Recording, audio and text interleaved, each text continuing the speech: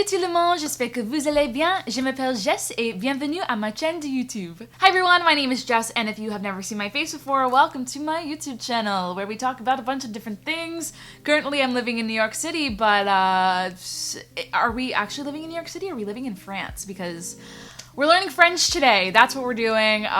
This is becoming a very strange introduction. Hi guys.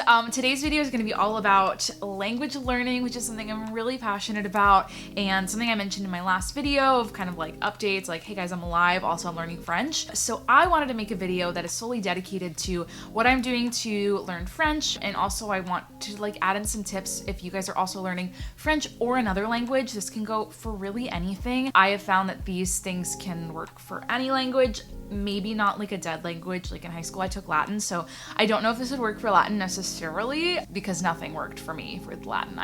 It was really difficult time. But for French and for other spoken languages, I really think a lot of these tips are going to be really effective for you. So to get started, I want to give a little background on my language learning journey. In high school, I took Latin like I mentioned, and I had a really difficult time with it. I didn't really enjoy it because Latin is not a spoken language anymore. Nobody speaks it, which I found difficult to kind of form a passion around because languages are for speaking with other people. At least the modern languages are. And of course, if you're a historian and you study dead languages like ancient Greek and, you know, Roman, I don't know, Roman? Italian? Ancient Italian?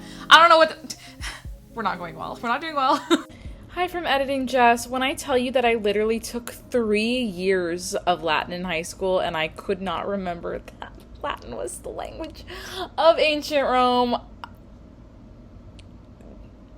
If you study those ancient languages, you have a passion around something with that, but the passion isn't around speaking, and it's not with connecting with other people because you can't anymore because nobody speaks them. So what I find really amazing with modern languages is that why I have the passion for them is the ability to connect with tons of other people across the world. Specifically French, I have a huge passion for French, and I really, really love the language. When I was 17, I moved to Belgium to be an exchange student in the city of Liège, which is a French-speaking area in Belgium. If you didn't know, Belgium has 3 language regions. It's Dutch, French, and German. There's like a teeny tiny little German part, but it still very much counts. But I lived in Liège, which was in the French-speaking part. So when I arrived for my year, when I was 17, I spoke absolutely no French. I got to the airport, my host parents were like, do you want a soda? And I was like, haha, you're welcome. I didn't want to say thank you. Like I did, but obviously when you're in there and everything just goes out the window, and there was not a lot to go out the window. I had very basics like merci, de rien, tout ça, like just very, very minimal language skills. But throughout my year there, I was able to really learn a lot of the language. I left a year later being able to understand everything that was said to me, being able to, you know, be conversationally fluent. I was able to get all of my ideas across. During my year, I was able to achieve a lot of that stuff, which was really exciting for me. I came back to the States, an 18-year-old who was basically fluent in French, and I was like, wow, we've peaked. So at 25, I moved to New York City. I don't have a lot of friends here, okay? So this is kind of the main thing that pushed me over the edge to get back into language learning. I wanted to join a group, do something. I wanted to kind of put myself back in a schooling atmosphere, and I was thinking about it. I miss this language. I want to know more. I felt like I had become very fluent in my year abroad, but obviously after being gone so long, I've lost so much of that. And in doing the things that I'm doing now, I'm realizing how little of the language I actually had. I had a mastery over kind of conversation and hearing, but I couldn't speak in past tense. I couldn't speak in like future tense. I didn't know what was happening. And I don't know how I got that far for that long without knowing any of this stuff. That is all to say, today's video is going to be all about language learning, things that I'm doing to learn the language, and things that you can do too if you would like to learn a language, which I'm really passionate about it now. I feel like I want to become a polyglot. After French, I have like a few other options of languages that I want to be learning. We're gonna just try to get through French right now because I think I can only do one at a time, and I feel very confident that I can get my French level up. You know, I think my goal is like a B2, C1 level, but I feel very confident in my abilities to achieve that. So let's hop into the things that I'm doing to learn French. Okay, so the first thing I'm doing to learn French is actually taking a class in New York City at Cuckoo School, French classes here. I take classes once a week at Cuckoo, and they are in person, which is really exciting. I started about 5 weeks ago in their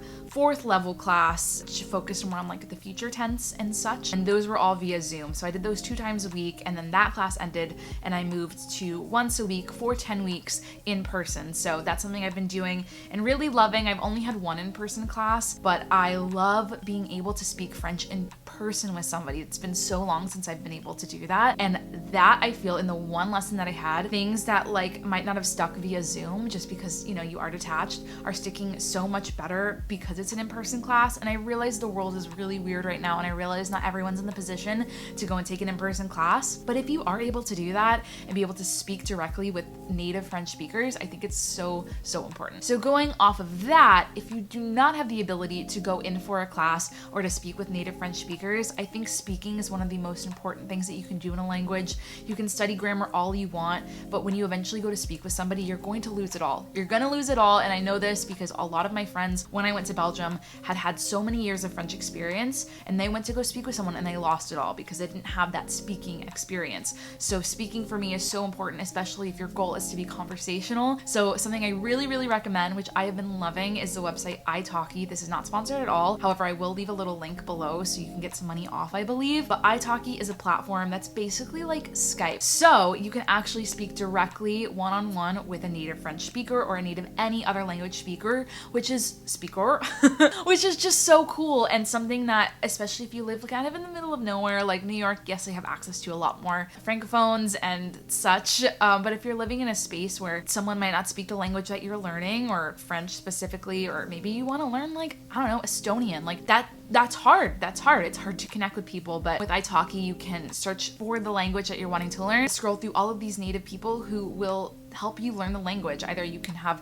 kind of speaking practice, which is mostly what I do. There's professional teachers as well that can help set up like one-on-one classes for you to help you learn grammar and things. But I have found it just so helpful and so amazing, and I cannot wait to keep speaking with him and working on my French speaking skills, and I really think it's going to help a lot. I'm planning to do it about 2 times a week, and then in addition have my in-person class once a week. So I'll be speaking French about 3 times a week minimum, so that's kind of my goal here. But italki is such a great platform. If you guys have not heard of it before, definitely go check out the link in the description for more information. It's really great platform, especially if you don't have access to native speakers of the language that you're wanting to learn. Next up, we have grammar books. Here's the thing, you can speak all you want, but if you don't know basic grammar, it's just not gonna work, especially if you're wanting to become like fairly fluent in a language. You need to know how sentences are structured as well. You really need to learn conjugations, irregular verbs, all of these things, and the only really way to do that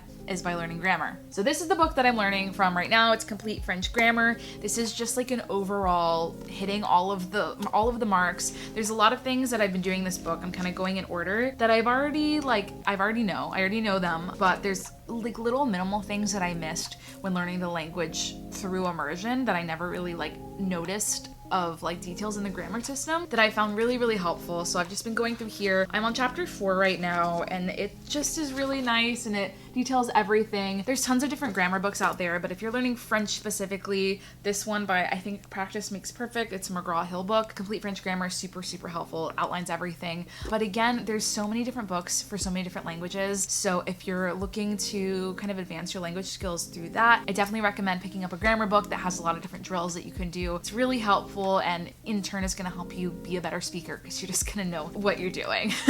The next thing I'm going to talk about is podcasts. Podcasts are so helpful in learning a language. There's a couple that I've absolutely been loving.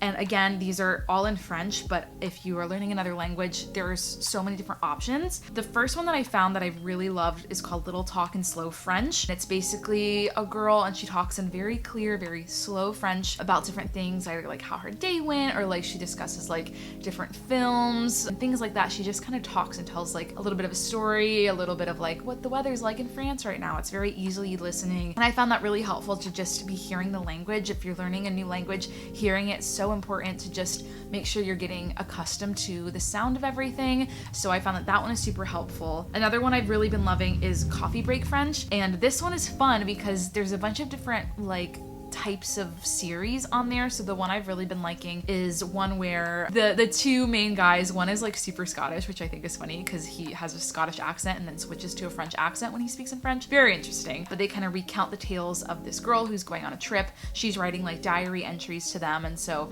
they read out the entire entry and then they go sentence by sentence breaking it down with maybe difficult words or fun little grammar things. And another series that they do is where they actually teach French to a girl who does not speak French, and they go through like step by step by step, and there's a ton of those episodes, and a lot of the ones that were really basic I needed to skip, but a lot of the ones that were basic I just never like heard of, so I found those really helpful to be learning alongside her. So if you're trying to learn French via podcast, it's super easy. You can listen to them when you're commuting, you can listen to them when you're on a run. Very, very easy. And a lot of them are like they're just so nice. Like they just want you to learn French, and I like it. I like it a lot. Another thing I think is super, maybe obvious to me, but maybe not to other people, is to listen to music in your target language. There are so many French people, francophones, of music that make music. I literally can't speak English anymore because I've been so in-depth in this. There's tons of French music out there that is really, really nice. One of the artists that I used to love